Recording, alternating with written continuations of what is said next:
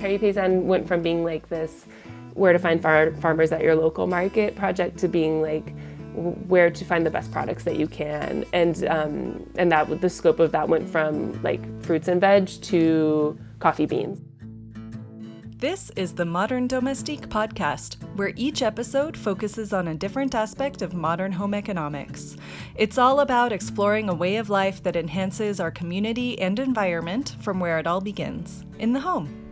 My main hope is that this podcast encourages a new look at what modern home economics can be, and that these interviews empower you to make modern home economics your own in your home and community.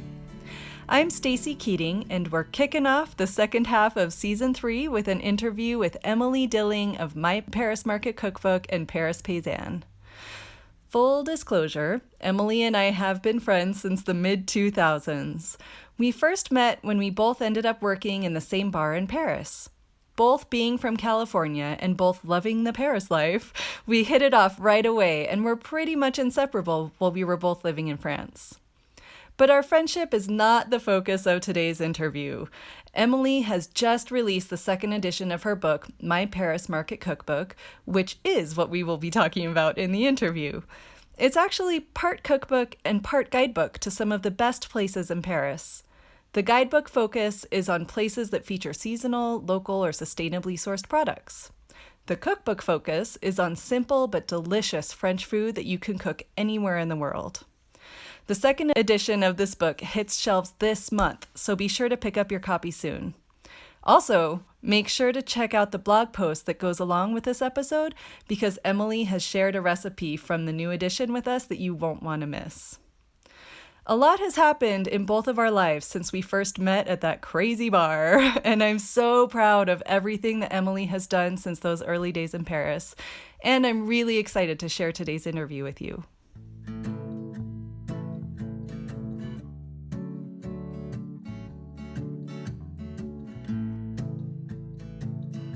All right, so would you introduce yourself, please? Sure. So I'm Emily Dilling. I'm the author of My Paris Market Cookbook, which is being re-released on June 25th as a updated and revised edition. So I took the original book, which was published in 2015, updated it to reflect any changes, any like restaurant closures or new openings or hours. So it's all of that like information is up to date. But I also added a bunch of content that I'm really excited to talk about to this new edition, which is coming out in a paperback format as well, which is a change from the original. And includes new recipes. It includes new content like neighborhood roundups that kind of give like a cool itinerary for if you wanted to do like a little walking tour of different Paris neighborhoods and find great places to eat and drink. And there's some other sections we can talk about too that are new to this edition of the book, which has all the goodness of the first copy or the first edition, and then and some updated and new content to make it relevant and up to date for Paris travelers of today. Cool.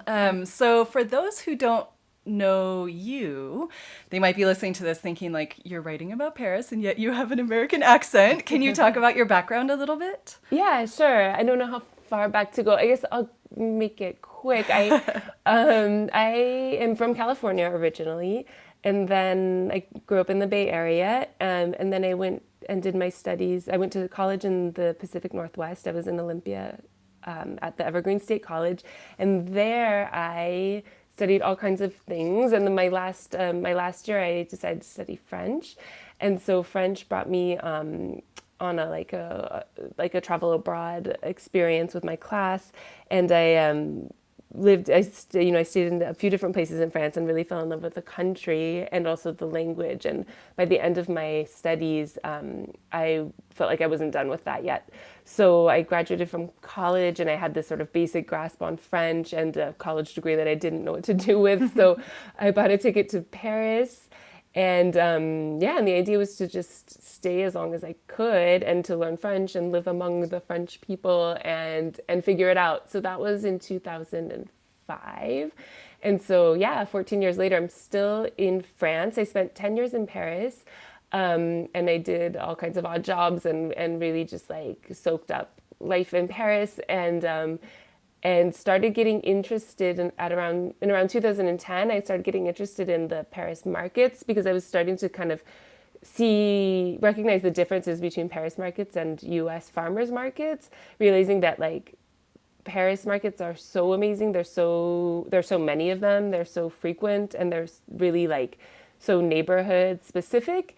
But they also don't. They were kind of like losing their farmers. Like they weren't necessarily farmers. They were markets, but not necessarily farmers markets. So in 2010, I started my blog Paris Paysanne, and I started chronicling my visits to different Paris markets. There's like over 60 in the city. So the idea was to kind of visit all of them and share with people my findings, with like the idea of sharing where to find farmers at Paris markets. And so that was the kind of the quest that I set out on with Paris Paysanne. And then that my heightened awareness to Paris food culture really coincided with this like growing movement of like farm to table.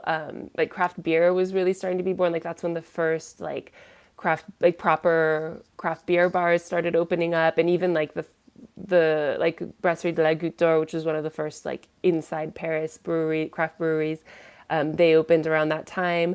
So that was happening. The coffee scene was starting to get really, really cool with this sort of like Australian influence, inspiring people to roast their own coffee and serve up like great cups of coffee. And then, natural wine, which is kind of maybe like experiencing like a second wave of not popularity, but like of like awareness, and celebration was, beginning to be more talked about. So like all of these things that kind of were going with like hand in hand with my attention to like food sourcing and appreciation of the producers, all kind of like it happened together. So Paris Paysanne went from being like this where to find farmers at your local market project to being like where to find the best products that you can, and that the scope of that went from like fruits and veg to coffee beans.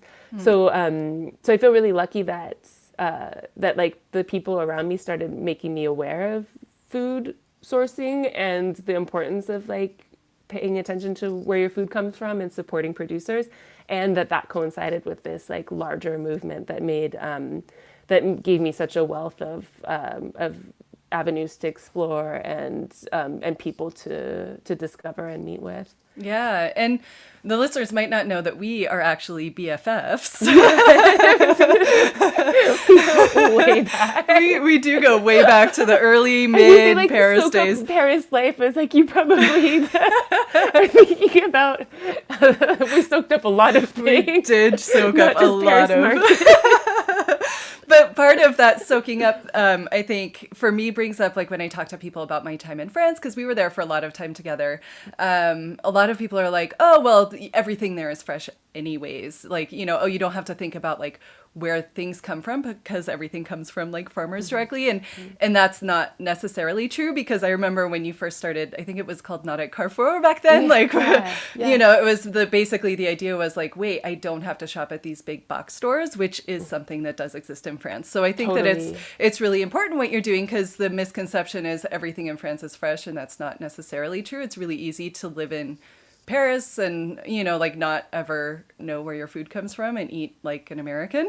Totally. That was the thing. And like, I like took a trip back to California right before starting the blog. I actually made like a West Coast road trip, and I was just seeing like the awareness, like people were like participating in cow shares so they could have non-pasteurized milk, and there was like an edible forest being created in Seattle, and talking to chef friends who were talking about the slow food movement and all this stuff. And I thought, there in a lot of ways, like the US, like this, like not counterculture, but this like food culture was so inspiring. And then when I got back to France, I just saw like the veil had kind of fallen, and I saw things in a different way. And that was, and so I started off being like, I'm not going to go to the supermarket anymore. And then that kind of just opened up, a lot of like questions of like, okay, well then what's next? And it's true, like you could easily eat, like just, not fresh, not local. And I think, and it's if you look at like Julia Child or Alice Waters, they're going to give you this idea of like this, amazing Paris market experience, and it maybe was that in their time,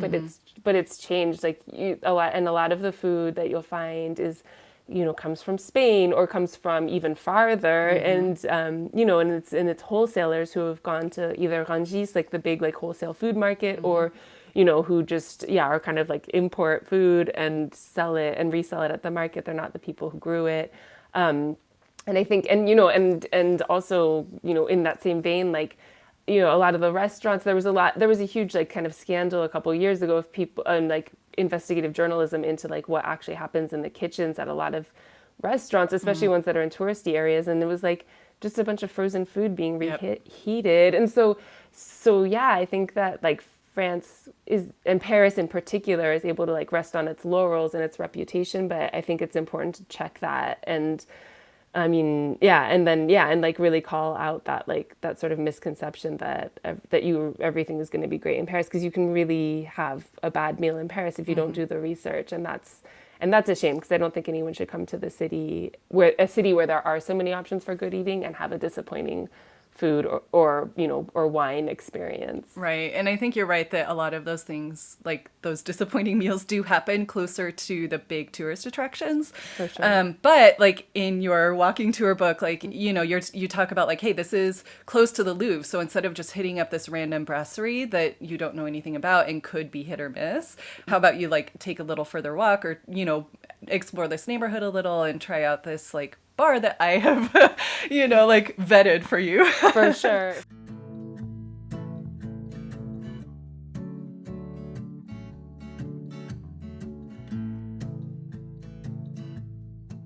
I guess the part of my France story I left off is that I was 10 years in Paris and now I live in the countryside, and so and I moved pretty much when the first edition of this book came out. So revisiting the manuscript and revisiting the project really gave me an opportunity to kind of like walk through Paris in my mind, and I like really miss Paris a lot.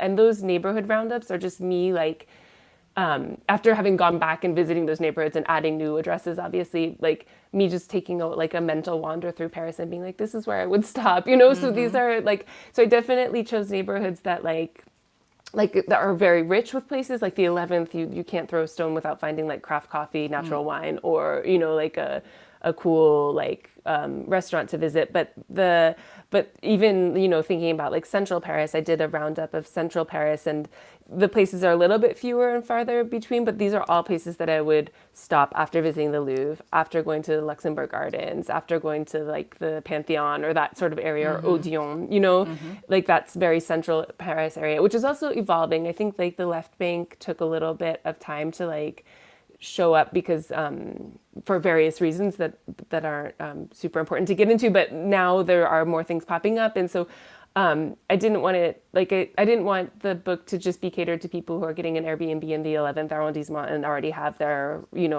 restaurant reservations set up. You can come to Paris, see the monuments, and also have a great meal if you're willing to like walk a little bit or hop on the metro and go 2 stops further. It's maybe not going to be right underneath the Eiffel Tower that you're going to find something, but it's totally worth getting out of your way and finding something good, because you feel like a more authentic experience. And it's not just like purely culinary, it's not just like for food snobs. I think also like if you are putting yourself in a position to be surrounded by people who are super passionate about what they do, and they wouldn't be doing it if they weren't, then you're going to have really cool interactions. Like you can just, simply say like, this is a great cup of coffee, and someone's going to tell you the story about that coffee because they're happy that you enjoy it, and they're like, they spent their time bringing it to you, not just making it for you, but like sourcing it for you, or, and so they have that relationship and they're excited to share their contacts, and that's a nice chat to have. I mean, it's a great conversation starter to begin with, and it's also like a cool way to learn about what's going on in this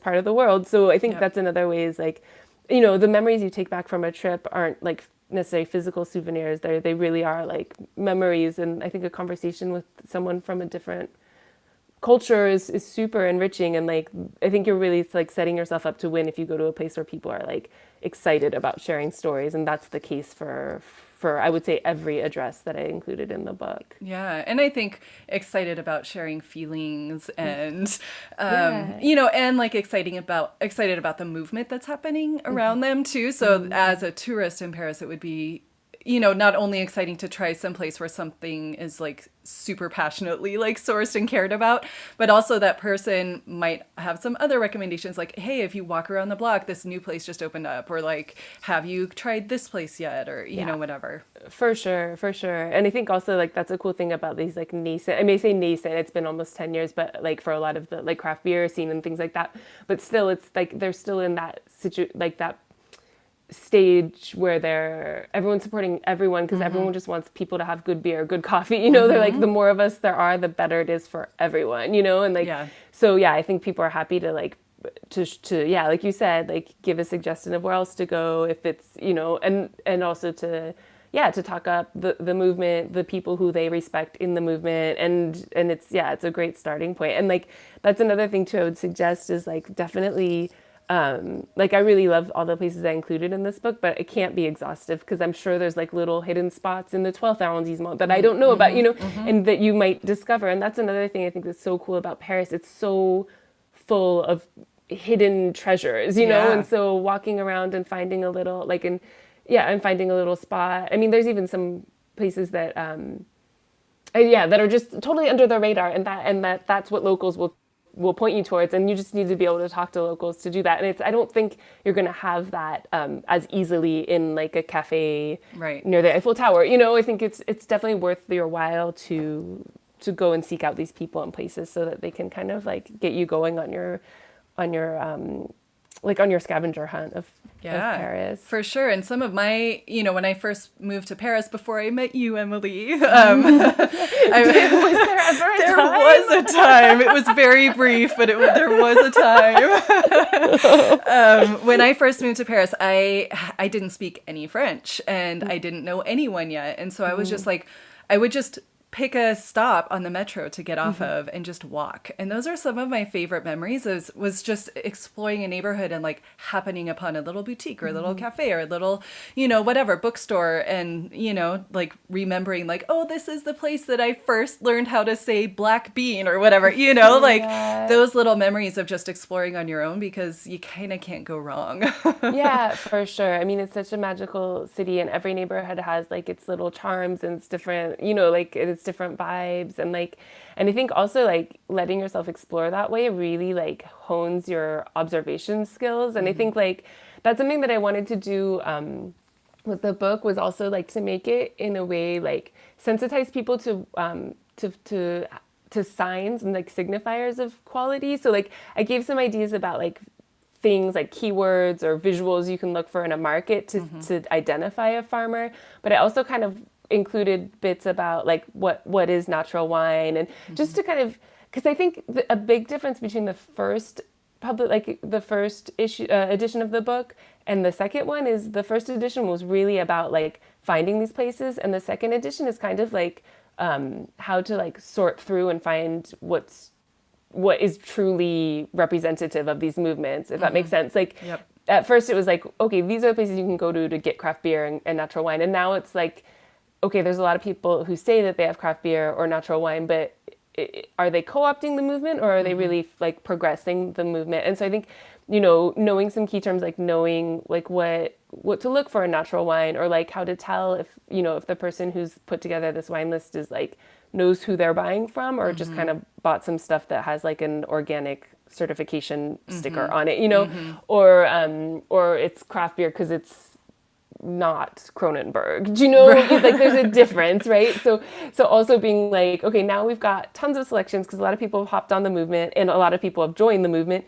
How can you tell like which is authentic and which is kind of just profiting off of that? So I think, observational skills while you're wandering will serve you incredibly well to just tell like what is authentic. And again, like I think it's people who are like excited to share your story. And that's the thing. And that's how you're going to like also use your French that you practice before your trip or learn what black bean is, like those are super like, those are like unforgettable moments for sure. Yeah, for sure.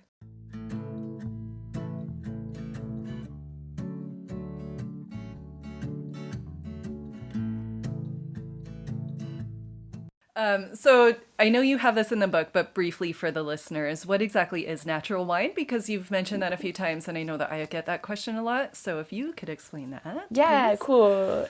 and it's so confusing. Like when I first started writing about it, like not even, I don't know, like maybe like 5 or 6 years ago, I like Googled that, like what is natural wine? And then you get all these things of like, well, can wine be natural? What does that term mean? And it's not natural because it's like there's it's like man-made, or there's intervention because wine doesn't make itself, or, and there's a lot of like blah blah around it. And I think, call it what you will. I like the term I think the term natural wine is the easiest one to use because it just seems like that's kind of universal. But like, I don't know. I like to call it fermented grape juice too, because I think that's what to me basically is the idea, is like super, super low intervention or zero intervention, which is possible. Like my partner works with a winemaker who has added barely any sulfur to this year's vintages, and I think 90% of the vintages are zero sulfur.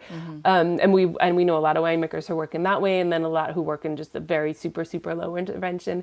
But yeah, to me, natural wine is like a winemaker who works in the vines and in the vinification process, grows his grapes, harvests them, and then vinifies them, and then kind of just accompanies them in a way that is respectful of the year and the fruit and the intention that they have and what they want to share, and doesn't get involved in speeding up fermentation or stopping fermentation or adding sugar or any sort of preserving agents or sulfur to mask anything that might be considered a fault in the wine.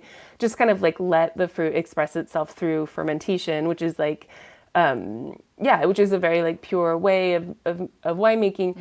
I think that's the ideal for most natural winemakers. And then there's the reality, which is we've like in my region, which is a wine growing region, we've had issues with frost over the past 3 years, and that seems like that's just going to be the new norm. So a lot of people have lost their harvest to frost. And so then you have to buy grapes from someone else. And so, so you make concessions, you make compromises, you try to survive as a small business owner as well. And I like totally understand that. And I also think, I think that there's a lot of gray area in that. And I don't think it's worth being super crazy, like rigid on that. But I think basically a wine, to me, a natural wine is something that's not made necessary for like, to be a recreation of itself every year. It's something that tells a story. I think that's what natural wine is to me. It's a product that tells a story that's made with care and attention, and it's made with respect for what the plant gives you. And it's really that relationship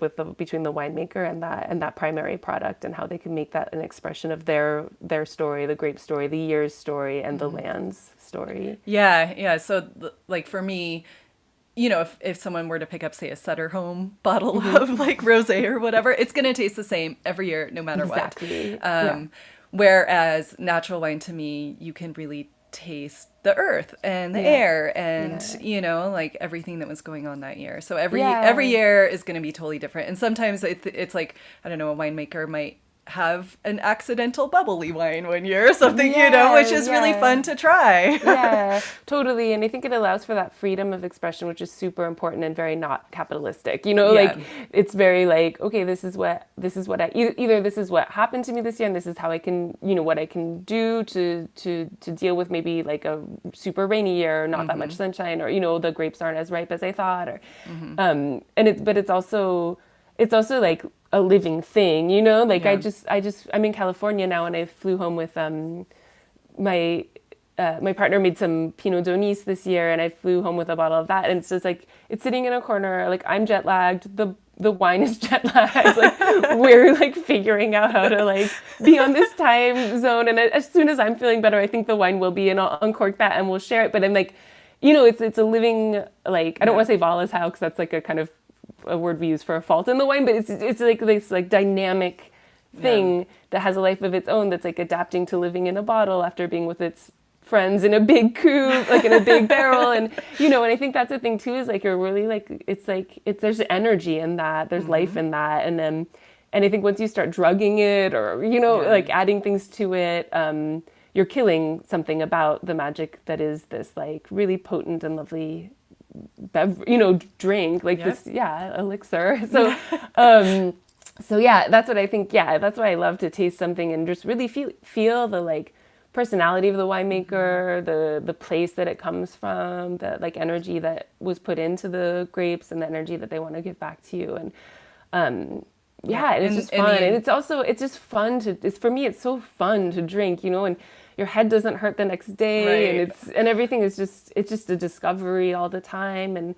there's so much passion behind it because it's you know it's once a year you know you spend your whole year taking care of these vines and Yeah. then you make this wine and then you're ready to share it and there's a story behind every vintage and that's like super that makes it more than just you know more than just a glass of wine to Yeah, me it's so it's true. bigger. And I think the same could be said for like food, you know, like people say that home cooked food tastes better or whatever. And I think there's a lot of reasons for that, but one of them I think is the intention behind, you know, like what is being made. So like the other day my husband made this like tuna salad.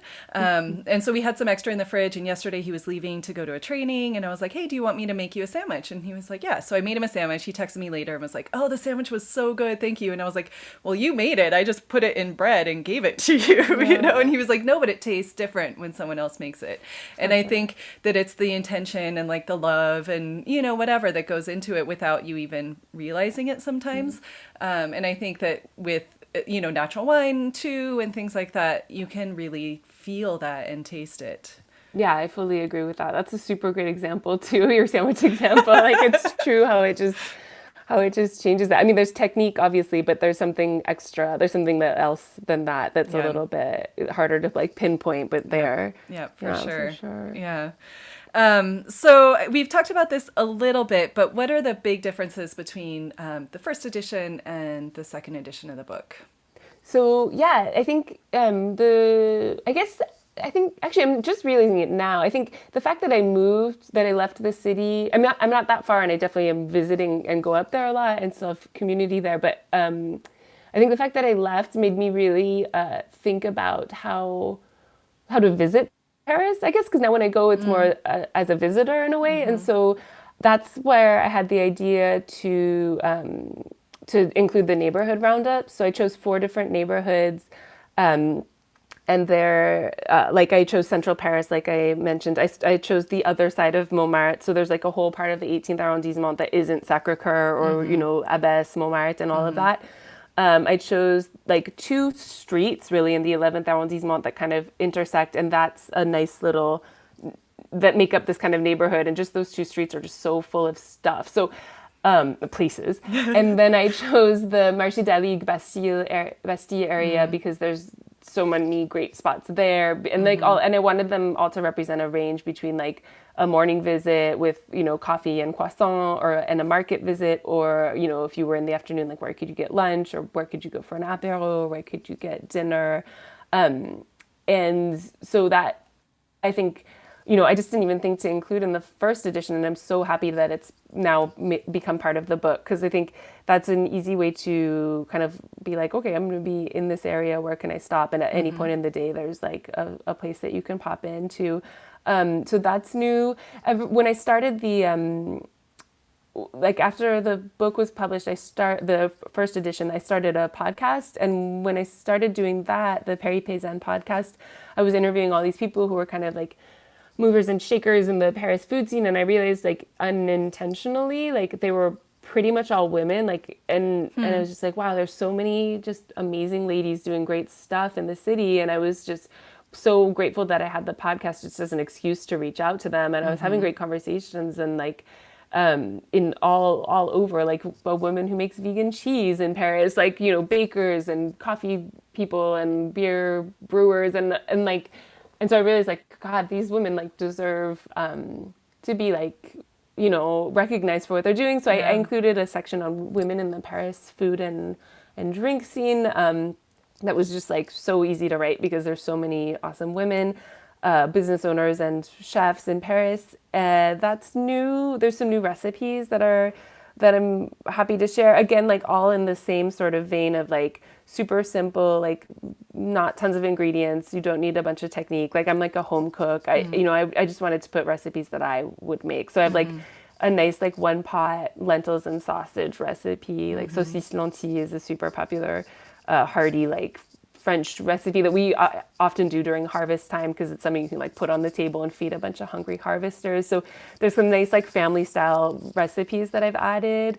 And yeah, and then I've just really like kind of beefed up all of the existing content. So added more like, you know, craft beer bars or bottle shops, added different like natural wine spots, added places to like new restaurants that have come up that I just like absolutely love.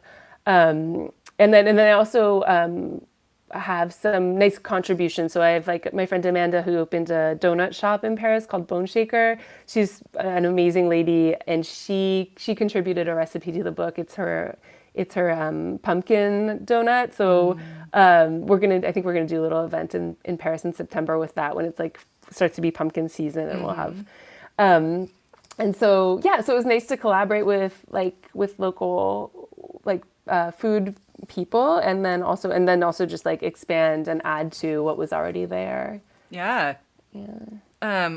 You sent me an advanced copy of the book, and I have read it, and I love all the new additions. Cool. And I feel like it's really put together well. It's not that different, I guess, than the first one, like as far as like the chapters and things like that. But it's I don't know, it somehow flows differently, and I really like how it flows. Yeah, well, I hope it was like, I mean, I do think that made a change for me to be like attacking it as someone who's like, okay, well, if I went to Paris as a visitor, which is what I do now, like how would I want this to be, instead of like as someone who's like, here's a list of all of the things. Those are all there because I think it's important. You can go to the index and like look up the place, or you know, or you can like find, you know, things are gonna pop if they're in the arrondissement that you're in or whatever. But yeah, I did want to have like something where it could just be kind of more accessible to someone who's like, I'm in central Paris, what's around? And you've got that there kind of. Yeah. So I hope it's practical. And I'm really happy that the book is out in paperback, because it's like lighter, you can throw it in your bag, you can have it with you. I mean, sometimes when you're traveling too, you're not like necessarily on the internet as much. So I do think having a physical copy of something that can be your guide is super helpful. So for sure. I think that this version of the book is a little bit more conducive to that, as opposed to the original, which was a hard book, like a hardcover. Yeah, for sure.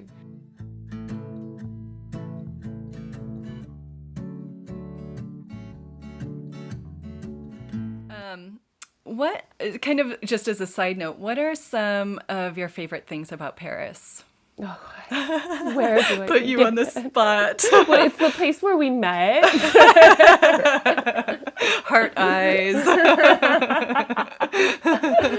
I mean, but that's where it started, right? I mean, because I would say, you know, because it wasn't food that brought me to Paris. I mean, it was definitely, you know, it was definitely heart eyes. It was like love of like French culture, and it, or, you know, being enamored of that, but not really knowing what it was. And it wasn't, you know, I think for me, like, I can just go there all these years later. I can still hop on a metro and get off on a stop and walk around, you know, I can still like do, or, you know, explore the city and find something new. I think the energy of the like community that's there, like literally having like met you and like our friend Nick, our shared friend who you've talked about on Modern Domestique, he did the photos for the book, and now he's like this, you know, rockin' quilting superstar in his own right, and we met working in a pub, you know, like, you know, and I think, and like so many friends that I met in that, just from the like those early years that I'm just like so proud to know. And I think it's such a rich place to like to spend time in your life, you know. I just think, gosh, what a lucky thing to have happened, to be able to spend time in Paris, and because it's magical, because it's a place for me where I feel like everything is possible, because I'm so grateful for what it, you know, what it's the role that it's played in my life. And I do think, like, for me, like, I am a city person, so I'm not, like, intimidated by cities, but I do think, like, for someone who's maybe not comfortable in cities, or, you know, is kind of like to me, Paris isn't that overwhelming. Like Paris is Right. also made up of little villages. And so you can, especially if you're like visiting and you have like, and you're renting like an apartment, you're doing like an Airbnb or something, like you could just settle in and find your local bakery, your local coffee shop, your local stuff. And like Yep. within like a 4 block radius, you've probably got what you need to like at least stock your, fridge for that night, Yep. And so I love, love, love that. And I love that like it's a very human city. Like you can sit and sit at the bar, order a glass of wine, ask about the winemaker, and be involved in a conversation. And then the neighbor will probably jump in, or it's like it's very human. And I know the French don't have like have a reputation for being like super chummy, but I mean, if you get them talking about food, they are. And so I think like, and I think just like, that's another way to speak their language. And I don't know, I feel so comfortable in Paris because I feel like it's, you're surrounded by people who are like passionate and have all kinds of interests, and like tapping into that makes them open wide for you and makes the city open up for you in a way that's like super special and memorable. Yeah. And it's just beautiful. This is a beautiful city in every way. I agree. I know, and I miss it so much. Yeah, it's inside us. It is. I carry it with me everywhere. Yeah.